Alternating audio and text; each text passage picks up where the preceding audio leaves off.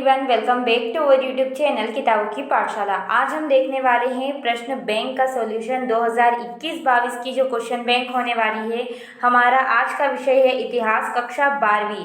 अभी तक हमने इतिहास में जो चैप्टर हमारा सेकेंड था, राजा, किसान और नगर, इसका सॉल्यूशन प्रोवाइड करवा दिया है और इसकी एक पर्सनल प्लेलिस्ट बनाई है जिसका नाम मैंने दिया है class 12th history new question bank solution. तो उस प्लेलिस्ट में जाकर आप इनके वीडियो को, इस चैप्टर से रिलेटेड वीडियो को देख सकते हैं जिसमें मैंने सारे सॉल्यूशन प्रोवाइड किए हैं।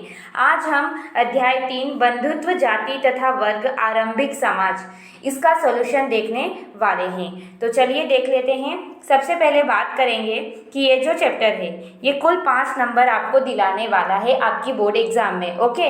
और इसमें से 3 अंक के आपके लिए 1-1 नंबर वाले वस्तुनिष्ठ तथा एक अति लघु उत्तरीय प्रश्न आने वाला है। यानी कि इस चैप्टर से आपको कोई भी लेंथी क्वेश्चन याद नहीं करना है, आपको बिल्कुल शॉर्ट एंड छोटे छोटे क्वेश्चंस को याद करना है। तो चलिए देख लेते हैं इनके सॉल्यूशन को। सबसे पहले हमारे सामने है प्रश्न क्रमांक 1, निम्नलिखित प्रश्नों का सही उत्तर चुनिए, ओके। फर्स्ट क्वेश्चन है, महाभारत किस भाषा में रचित है? संस्कृत, हिंदी, प्राकृत या तमिल? तो राइट आंसर रहेगा महाभारत संस्कृत भाषा में रचित है। उसके बाद सेकंड क्वेश्चन, पुरुष सूक्त के अनुसार ब्रह्मा जी की भुजा से किस वर्ण की उत्पत्ति हुई है? ब्राह्मण, क्षत्रिय, वैश्य या शूद्र? तो इसका राइट आंसर रहेगा क्षत्रिय वर्ण की उत्पत्ति हुई है। उसके बाद महाभारत की रचना किसने की थी? वाल्मीकि ने, मनु ने, याज्ञवल्क्य ने या वेद व्यास ने? तो राइट आंसर रहेगा वेद व्यास ने की थी। उसके बाद मनुस्मृति में कितने विवाह का उल्लेख है? 4, 6, 8 या 9? तो राइट आंसर रहने वाला है 8 विवाह का उल्लेख है। उसके बाद वर्ण व्यवस्था का मुख्य आधार था, क्या था? जाति, धर्म, श्रम विभाजन या ईश्वर? तो राइट आंसर रहेगा जाति, ओके। उसके बाद महाभारत में कितने श्लोक है? महाभारत में कितने श्लोक है? 5 लाख, 4 लाख, 2 लाख, 1 लाख? तो राइट आंसर रहेगा 1 लाख श्लोक है। उसके बाद रिक्त स्थानों की पूर्ति कीजिए। तो चलिए इसको भी देखते हैं। सबसे फर्स्ट क्वेश्चन है, महाभारत की महत्वपूर्ण देन। तो महाभारत की सबसे महत्वपूर्ण देन क्या है? गीता, ओके। महाभारत ने हमें क्या दिया है? श्रीमद् भगवत गीता दी है। उसके बाद हिडम्बना एक राक्षसी थी जिसका विवाह किसके साथ हुआ था? जिसका विवाह हुआ था भीम के साथ। क्या आएगा आंसर? भीम के साथ हुआ था। उसके बाद हिंदू धर्म में संस्कार है, कितने संस्कार है? हिंदू धर्म में 16 संस्कार है। उसके बाद महाभारत काल में व्यवस्था थी, महाभारत काल में कैसी व्यवस्था थी? जाति व्यवस्था थी, ओके। वर्ण व्यवस्था यानी कि जाति व्यवस्था थी। उसके बाद अगला क्वेश्चन है, सातवाहन राजाओं में राज्य का शासन होता था, कैसा होता था? वंशानुगत, यानी कि वंश पर आधारित। तो राइट आंसर रहेगा वंशानुगत शासन होता था। उसके बाद सुदर्शन नामक झील का निर्माण द्वारा करवाया था, किसने किया था? करवाया था तो राजा रुद्रदमन ने करवाया था। किसने? रुद्रदमन ने करवाया था। उसके बाद शास्त्रों के हिसाब से मात्र ही राजा हो सकते थे, कौन ही राजा बन सकते थे शास्त्रों के हिसाब से? मात्र क्षत्रिय, ओके। क्षत्रिय ही राजा बन सकते थे। तो ये सारे हमारे रिक्त स्थान की पूर्ति हो गई। उसके बाद चलिए अब आगे बढ़ते हैं हम सही जोड़ी की तरह। आप स्क्रीन पर देख सकते हैं सही जोड़ी आ चुकी है। सही जोड़ी की तरफ तो सबसे पहले वाल्मीकि। तो वाल्मीकि ने क्या किया था? वाल्मीकि ने रामायण की रचना की थी। तो फर्स्ट महर्षि व्यास ने क्या किया था? महाभारत की रचना की थी। मनु ने क्या किया था? मनुस्मृति की रचना की थी। याज्ञवल्क्य ने क्या किया था? याज्ञवल्क्य की स्मृति है उसके अंतर्गत। नारद में क्या है? नारद स्मृति है। श्रीमद् भगवत गीता किसने कही? श्री कृष्ण ने कही। तो इस तरीके से हमारी सही जोड़ी कंप्लीट होती है। आप देख सकते हैं इस तरीके से हमारी पूरी की पूरी सही जोड़ी बनेगी। अब चलिए बढ़ते हैं सत्य असत्य की तरफ। सबसे पहले प्रश्न क्रमांक 4 में, गीता में 18 अध्याय व 700 श्लोक है, तो नहीं, इसका आएगा असत्य। अभी आपको मैंने बताया कितने श्लोक है? 1 लाख श्लोक है। उसके बाद एकलव्य ने द्रोणाचार्य को अंगूठा देने से मना कर दिया था, क्या ये सत्य है? नहीं, ये असत्य है। एकलव्य ने तो अपना अंगूठा काट कर आगे पेश कर दिया था, ओके। तो असत्य है ये। उसके बाद ऋग्वेद में वर्णों की संख्या 3 है, तो नहीं, ये भी क्या आएगा? असत्य, क्योंकि कितने वर्णों की संख्या है? 4, ओके। उसके बाद एक ही गोत्र के सदस्य आपस में विवाह संबंध रख सकते थे, तो इसका आएगा सत्य, हाँ, रख सकते थे। उसके बाद बहिर्विवाह, गोद से बाहर होने वाला विवाह होता था, तो इसका भी आएगा सत्य, हाँ। उसके बाद मनुस्मृति के अनुसार पैतृक जायदाद में पुत्रियों का हिस्सा होता था, तो नहीं, इसका आएगा असत्य। मनुस्मृति में इस बात को मना कहा गया है, ओके। चलिए सत्य असत्य कंप्लीट होते हैं। अब बढ़ते हैं प्रश्न क्रमांक 5, एक शब्द और एक वाक्य में हमें उत्तर देना है। सबसे पहले महाभारत का युद्ध किन किन के बीच हुआ, तो इसका आंसर रहेगा महाभारत का युद्ध कौरव और पांडवों के बीच रहा। किसके बीच, कौरव और पांडवों के बीच हुआ था। ओके, उसके बाद नेक्स्ट है पितृवंशिकता का क्या अर्थ है, तो आप स्क्रीन पर देख सकते हैं, वह वंश परंपरा जो पिता से पुत्र फिर पौत्र फिर प्रपौत्र तक चलती है, पितृवंशिकता कहलाती है। चलिए अब अगला क्वेश्चन है, महाभारत में कृष्ण की क्या भूमिका थी, तो महाभारत में कृष्ण की सारथी की भूमिका थी, यानी कि सारथी का काम किया था श्री कृष्ण ने। तो आपको लिख देना है महाभारत में कृष्ण की सारथी की भूमिका थी। उसके बाद वैदिक काल में प्रचलित 4 आश्रमों के नाम लिखिए, तो 4 आश्रम कौन कौन से थे, आप स्क्रीन पर देख पा रहे हो। सबसे पहले ब्रह्मचर्य, फिर गृहस्थ, फिर वानप्रस्थ और फिर संन्यास। ओके, उसके बाद शक कौन थे, शक कौन थे, तो शक थे मध्य एशिया के रास्ते आए थे। शक मध्य एशिया के जो रास्ते शासक आए थे उनको हम बोलते हैं शक, मध्य एशिया के रास्ते आए शासक। ओके, उसके बाद मनुस्मृति क्या है, तो मनुस्मृति एक विधि संहिता है। इसका संकलन कब हुआ, तो इसका संकलन 200 ईसा पूर्व से 200 ईस्वी तक हुआ था। ओके, उसके बाद अंतर्विवाह क्या है, तो एक ही गोत्र में विवाह करना क्या कहलाता है, अंतर्विवाह कहलाता है। तो ये इसका आंसर होने वाला है। तो चलिए हमारे प्रश्न क्रमांक 5 भी कंप्लीट होता है। अब बढ़ते हैं भाग 2 की तरफ, जिसमें हमारे 2 अंकीय प्रश्न है, तो इनको भी इसी में हम देखने वाले हैं। सबसे पहले कुल और जाति में अंतर स्पष्ट कीजिए। कुल किसे कहते हैं और जाति किसे कहते हैं, हमें इसके आंसर को देखना है। तो चलिए इसके आंसर को देख लेते हैं। सो फ्रेंड, जैसा कि आप स्क्रीन पर देख सकते हैं, संस्कृत ग्रंथों में कुल शब्द का प्रयोग परिवार के लिए होता था। एक ही परिवार के लोग जो आपस में एक ही तरीके से भोजन बनाते थे, अन्य साधनों का आपस में मिल बांट कर इस्तेमाल करते थे, एक साथ रहते थे, एक साथ काम करते थे और अनुष्ठानों को संपादित भी करते थे। तो ऐसे को कुल शब्द का प्रयोग किया गया, जिनको क्या कहते थे, परिवार। इन ऐसे सब कार्य करने वालों को परिवार में रखा जाता था और परिवार के लिए कुल शब्द का प्रयोग किया गया। अब जाति क्या है, तो देखो जाति संस्कृत ग्रंथों में जाति शब्द का प्रयोग बांधवों के बड़े समूह के लिए किया गया है। जाति मतलब बंधु जो होते हैं उनके बड़े समूह के लिए। अब ये बड़े समूह कौन है, इन्हें संबंधी भी कहते हैं और ये पीढ़ी दर पीढ़ी किसी भी कुल के पूर्वज इकट्ठे रूप में एक ही वंश के माने जाते हैं। यानी कि जब बहुत सारे कुल आपस में मिल जाते हैं एक पीढ़ी दर पीढ़ी, तो उसे हम जाति कहते हैं। और कुल क्या है, एक इंडिविजुअल जो परिवार होता है उसे कुल शब्द से नामांकित या अंकित किया जाता था। तो ये डिफरेंट है कुल और जाति में। तो जल्दी से इसका स्क्रीनशॉट ले लीजिए।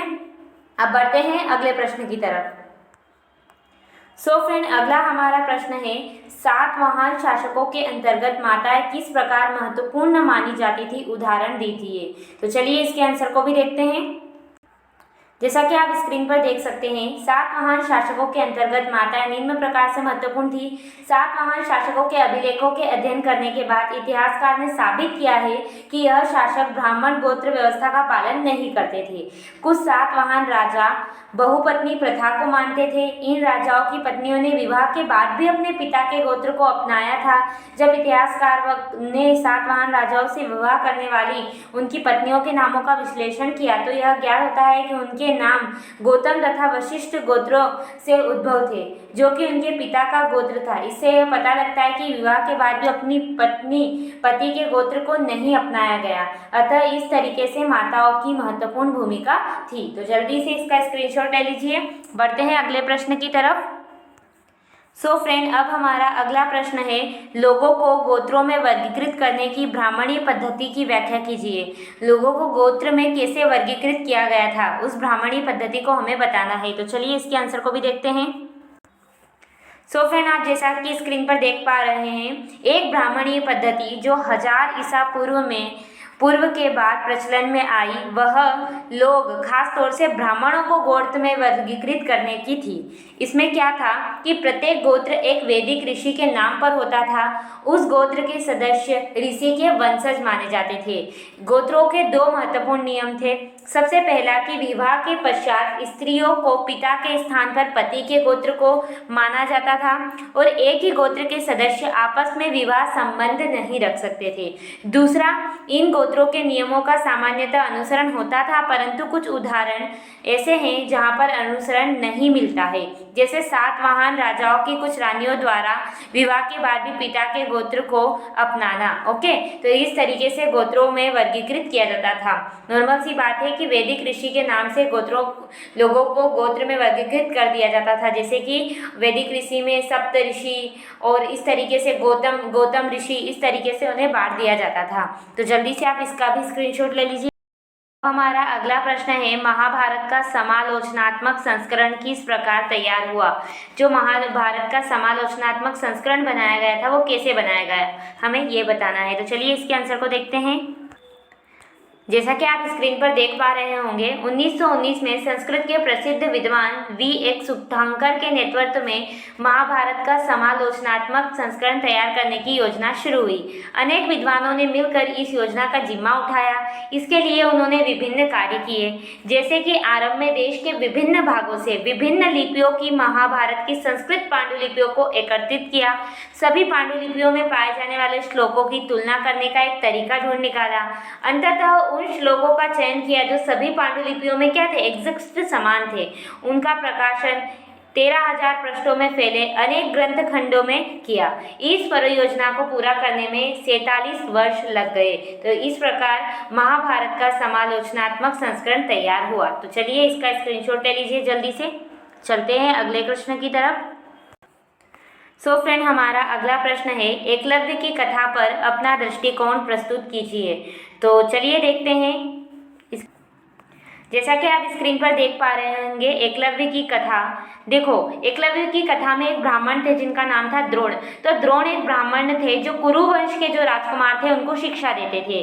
धर्म सूत्रों के अनुसार शिक्षा देना क्या था, ब्राह्मण का कर्म था।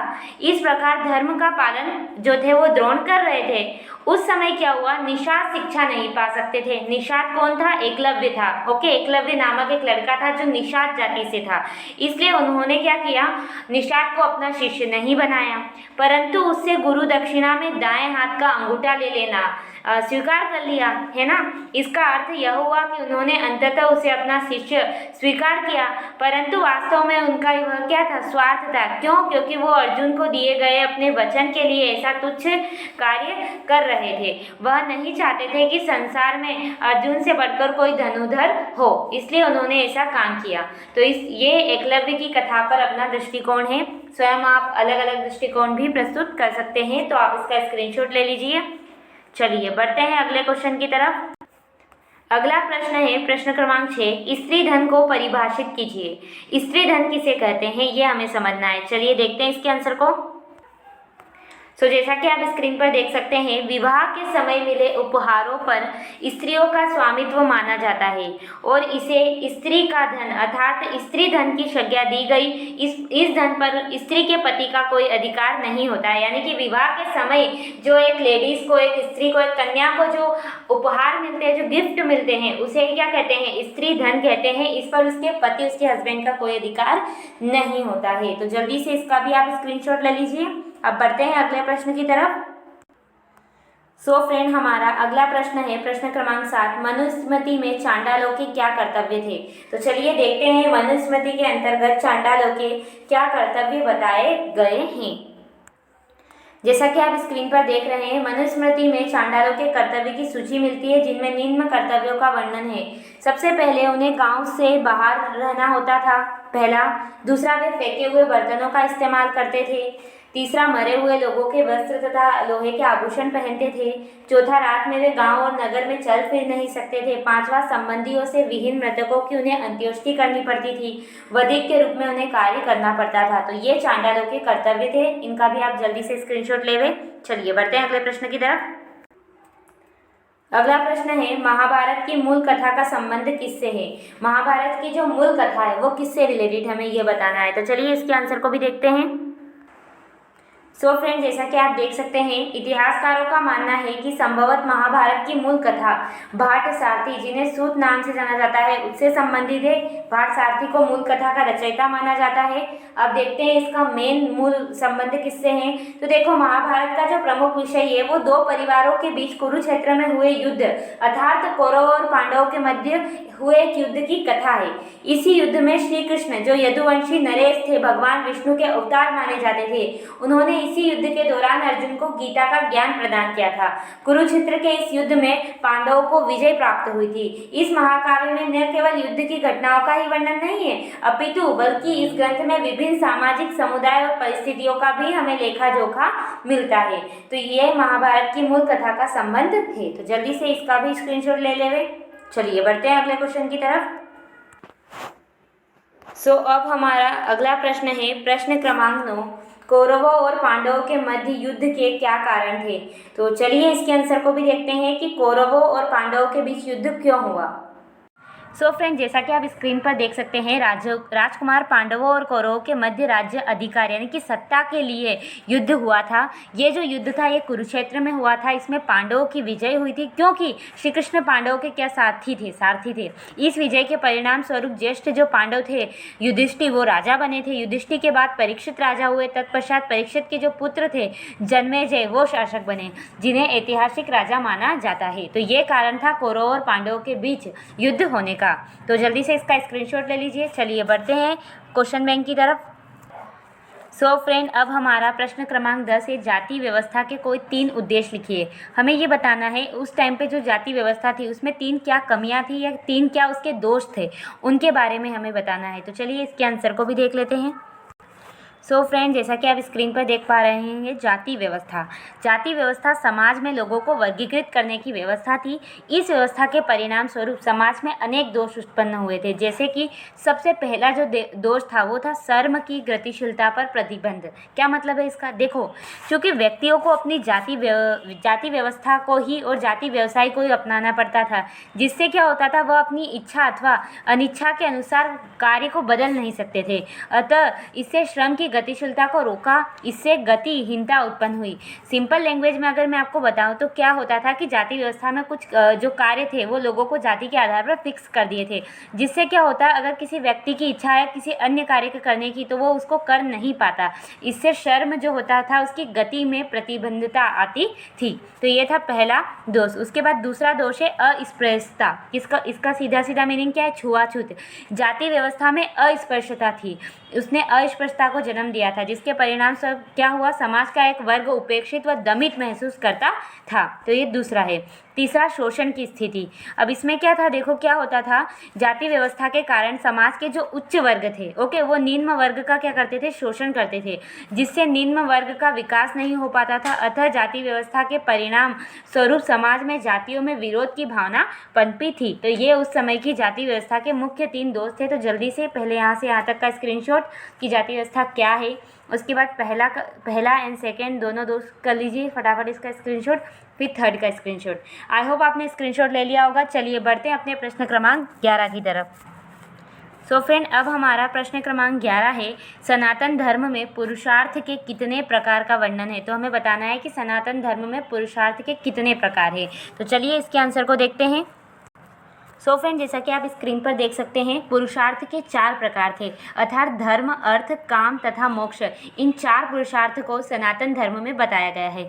इसमें जो अर्थ है तथा काम है वो भौतिक सुखों का प्रतिनिधित्व करते हैं, यानी कि भौतिक जो हमारी जिंदगी है उसके लिए बने हैं, जबकि जो धर्म और मोक्ष है वो आध्यात्मिक सुखों का प्रतिनिधित्व करते हैं। मोक्ष क्या करता है, मानव जीवन का चरम लक्ष्य होता है, यानी कि एक व्यक्ति का जन्म हुआ है तो उसका मेन लक्ष्य क्या होगा, मोक्ष की प्राप्ति करना, जिसकी प्राप्ति में शेष पुरुषार्थ क्या होते हैं, सहायक होते हैं। जो अर्थ होता है, जो धर्म होता है, जो काम होता है, वो सारे क्या करते हैं, मोक्ष प्राप्ति करने में हमें सहायता प्रदान करते हैं। तो कितने से पुरुषार्थ है, 4 पुरुषार्थ है। तो ये इसका आंसर होने वाला है। जल्दी से स्क्रीनशॉट ले लीजिए। बढ़ते हैं अपनी क्वेश्चन बैंक की तरफ।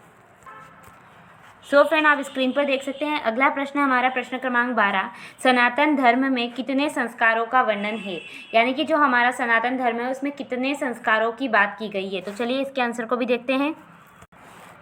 तो देखते हैं, हमारे सनातन धर्म में 16 संस्कार है। सबसे पहला गर्भधान संस्कार यानी कि गर्भाधान का, दूसरा पुंसवन संस्कार, तीसरा सीमंत्योन संस्कार, चौथा जात कर्म संस्कार, पांचवा नामकरण संस्कार, निष्कर्मण संस्कार, अन्नप्राशन संस्कार, चूड़ाकर्म संस्कार, विद्या आरंभ संस्कार, कर्ण वेद संस्कार, 11वां यज्ञोपवीत संस्कार, 12वां वेदा आरंभ संस्कार, 13वां केशांत संस्कार, चौथा समावर्तन संस्कार और 5वां विवाह संस्कार और 16 अंत्योष्टि संस्कार यानी कि अंतिम संस्कार। ओके, तो इस तरीके से सनातन धर्म में 16 संस्कारों की बात की गई है। अब कौन सा संस्कार क्या बताता है ये हम इसमें डिटेल में नहीं जाएंगे, क्योंकि ये ओनली 2 से 3 मार्क्स का क्वेश्चन है और इसके लिए हमें इतना नहीं लिखना होगा। ओनली हमें संस्कार कितने हैं और उन सारे संस्कारों के नाम बताने हैं। तो चलिए इसका आप जल्दी से स्क्रीनशॉट ले लीजिए। चलिए बढ़ते हैं क्वेश्चन बैंक की तरफ। सो फ्रेंड, अगला प्रश्न है हमारे सामने, महाभारत कालीन भारतीय समाज की प्रमुख समस्या क्या थी। महाभारत के टाइम पर भारत का जो समाज था, भारतीय समाज था, उसमें क्या क्या समस्याएं थी, इसके बारे में हमें पढ़ना है। तो चलिए इसके आंसर को भी देखते हैं। जैसा कि आप देख पा रहे हैं, महाभारत कालीन समाज की समस्या, सबसे पहली समस्या थी जाति प्रथा। आपको पता है जाति प्रथा क्या है। इस प्रथा का चलन भारत में भी तेज़ी से होने लगा। भारत में जातियों की संख्या बहुत अधिक थी और जाति को मानने वाले लोगों के बीच संघर्ष भी बहुत था। इस समस्या का धर्म में कोई भी खास उपाय नहीं बताए गए थे। तो ये उस टाइम की, उस समय की, उस समाज की सबसे प्रमुख समस्या थी। उसके बाद दूसरी समस्या थी स्त्रियों की स्थिति। अब स्त्रियों की स्थिति मीन्स इस काल में स्त्रियों को कोई भी विशेष अधिकार नहीं थे। स्त्रियों को पैतृक संपत्ति में स्वामित्व का अधिकार भी नहीं था, यानी कि स्त्री को मात्र भोग की वस्तु और इस तरीके से समझा जाने लगा था। तो ये भी स्त्रियों की स्थिति के लिए काफ़ी दयनीय था। तो ये समाज की कुछ बुराइयां थी या कुछ समस्याएं थी। तो इन दोनों का आपको अच्छे से स्क्रीनशॉट ले लेना है। तो जल्दी से ले लीजिए। चलिए बढ़ते हैं अगले क्वेश्चन की तरफ। प्रश्न क्रमांक 14 है, प्राचीन काल में संपत्ति के स्वामित्व के संदर्भ में महिलाओं की स्थिति की व्याख्या कीजिए। यानी कि जो प्राचीन काल यानी महाभारत के टाइम का जो समय है, उसमें महिलाओं की स्थिति कैसी थी संपत्ति के स्वामित्व को लेकर। उनका संपत्ति यानी कि धन, जमीन, जायदाद पर किस प्रकार से हक था, हमें ये बताना है। तो चलिए इसके आंसर को भी देखते हैं। सो फ्रेंड, जैसा कि आप स्क्रीन पर देख सकते हैं, प्राचीन काल में संपत्ति के स्वामित्व के संदर्भ में महिलाओं की स्थिति। धर्मशास्त्र में वर्णित जानकारी से ज्ञात होता है कि संपत्ति के स्वामित्व के प्रश्न पर स्त्रियों और पुरुषों के अधिकारों में भिन्नता थी। मनुस्मृति में यह वर्णित है कि माता पिता की मृत्यु के उपरांत प्रत्येक संपत्ति अथवा जायदाद पर सभी पुत्रों का अधिकार होना चाहिए। सबसे बड़े पुत्र को विशेष भाग दिया जाना चाहिए। साथ ही यह भी वर्णित है कि स्त्रियां पैतृक संपत्ति में हिस्सेदारी की मांग नहीं कर सकती थी। यानी कि कुल मिलाकर यह स्थिति थी कि जो स्त्रियां थी वो किसी भी तरीके से पैतृक की जो पिता की संपत्ति उसमें मांग नहीं कर सकती थी। उसका संपत्ति पर कोई अधिकार नहीं था। केवल स्त्री के लिए एक चीज़ थी, वो की है स्त्री धन। ओके, स्त्री धन, तो बस वो स्त्री धन पर ही अधिकार जमा सकती थी। उसके अलावा महिलाओं के लिए कोई भी स्वामित्व या कोई भी संपत्ति उपलब्ध नहीं थी। तो जल्दी से इसका स्क्रीनशॉट ले लीजिए। बढ़ते हैं अगले प्रश्न की तरफ। सो फ्रेंड, हमारा अगला प्रश्न है प्रश्न क्रमांक 15, आरंभिक समाज में आर्थिक जीवन पर प्रकाश डालिए। जो आरंभिक समाज है उसके आर्थिक जीवन पर हमें देखना है कि किस तरीके का जीवन था। तो चलिए इसके आंसर को भी देखते हैं। सो फ्रेंड, जैसा कि आप स्क्रीन पर देख पा रहे होंगे, आरंभिक समाज का आर्थिक जीवन। आरंभिक समाज के आर्थिक संबंधों से पता लगा है कि उस समय पर भूमिहीन, खेतीहर, मजदूर, मछुआरे, पशुपालक, कृषक, मुखिया, शिकारी, वणिक, राजा आदि सभी का सामाजिक स्थान था। आर्थिक स्थानों पर केवल और केवल पुरुषों का नियंत्रण था। कृषि तथा व्यवसाय से जुड़े आर्थिक कार्य किए जाते थे। तो इस प्रकार का आर्थिक जीवन था। सभी प्रकार के लोग थे वहाँ पर, चाहे वो राजा ही क्यों न हो, फिर वो भूमिहीन, खेतीहर, मजदूर ही क्यों न हो, तो सभी के लिए समाज में स्थान था। सभी अपनी आर्थिक गतिविधियों के द्वारा अपने जीवन का निर्वाह करते थे। तो यही वहाँ का आर्थिक जीवन था। इसका स्क्रीनशॉट ले लीजिए। चलिए बढ़ते हैं अगले प्रश्न की तरफ। सो फ्रेंड, हमारा अगला प्रश्न है और हमारा लास्ट क्वेश्चन है, महाभारत को एक गतिशील ग्रंथ क्यों कहते हैं। उसके बाद हमारा जो है चैप्टर 3 है, बंधुत्व, जाति तथा वर्ग, ये कंप्लीट हो जाएगा। तो चलिए इसके आंसर को भी देख लेते हैं। सो फ्रेंड, आप जैसा कि स्क्रीन पर देख पा रहे होंगे, महाभारत एक गतिशील ग्रंथ है क्योंकि यह हजारों सालों तक लिखा गया है। इसमें कई सारे परिवर्तन पिछले कई सालों में आए हैं। इसका अनुवाद भी कई सारी भाषाओं में अलग अलग हुआ है। इसमें कई सारे श्लोक हैं और यह दुनिया का सबसे बड़ा महाकाव्य है, इसीलिए इसे गतिशील ग्रंथ कहा गया है। तो इन्हीं विशेषताओं के कारण महाभारत को एक गतिशील ग्रंथ की उपाधि मिली है। तो ये इसका आंसर है। जल्दी से इसका स्क्रीनशॉट ले लेवे। चलिए बढ़ते हैं क्वेश्चन बैंक की तरफ। सो फ्रेंड, इस तरीके से हमारा पूरा का पूरा चैप्टर कंप्लीट हो गया है। आई होप आपको ये वीडियो अच्छा लगा हो। अगर अच्छा लगा हो तो प्लीज़ वीडियो को लाइक कर देना। अपने फ्रेंड के साथ इस वीडियो को ज़रूर शेयर करें ताकि उनको भी एक सही क्वेश्चन बैंक का सॉल्यूशन मिल सके। एंड हमारे चैनल को सब्सक्राइब कर देना। Thanks for watching. धन्यवाद।